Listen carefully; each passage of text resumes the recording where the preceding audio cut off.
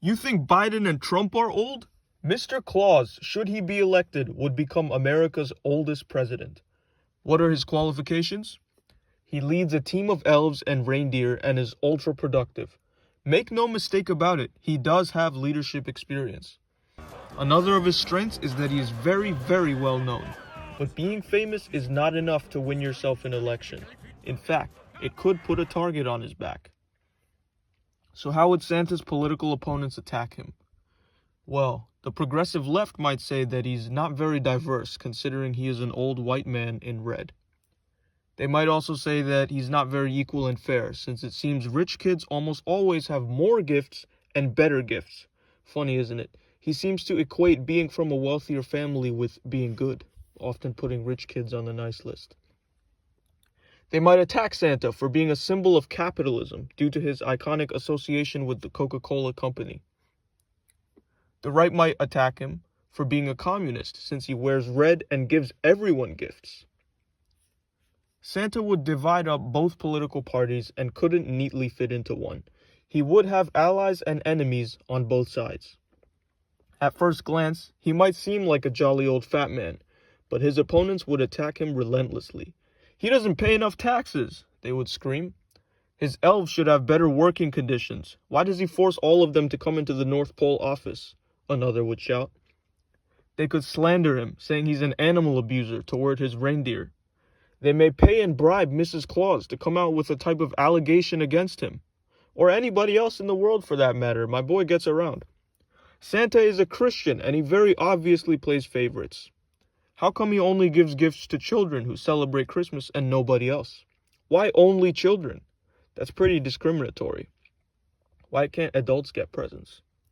If Santa's opponents are smart about it, they can very easily destroy his political career and garner enough resentment from people who received socks as gifts to cost him the election. Socks are a great gift, by the way. Let's say that despite these possibly valid critiques, he manages to win the presidency. What would that 4-year term look like? Year 1. The Republicans would eventually get over themselves and try to find commonality between their religiosity and Santa. Santa would veto anything that is against Christian values, and he would sign off on anything that is aligned. Although he would have to compromise on some things if he hopes to obtain re-election. Year 2. I believe that in regards to immigration, Santa would be enthusiastic about accepting and welcoming the Latin American community into the United States. This is one of the most devoutly Christian regions in the world. However, for the safety of the people, Santa, like he would for any country, would check for harmful substances and criminal practices, and try his best to allow as many beneficial immigrants into the country as he can. As many as he can. If he can do a good job without causing a great deal of issues, statistically, he would be likely to secure a re-election. Now the Red Knight Goblin goes on the campaign trail once again. It's very easy and fast for him due to his sleigh. He spends the majority of the rest of the year campaigning. Year 3. People are growing tired of Santa's antics. As a president, he's very flawed because he'd rather spend his days sleighing and drinking Coca-Cola than doing his job. He's all about fun. Year 4. By year 4, he's become a very divisive figure. One day, while giving a speech, someone assassinates him and then hunts his reindeer down. The people celebrate and devour his reindeer as fine, delicious flanks of steaks and chop them up into stew.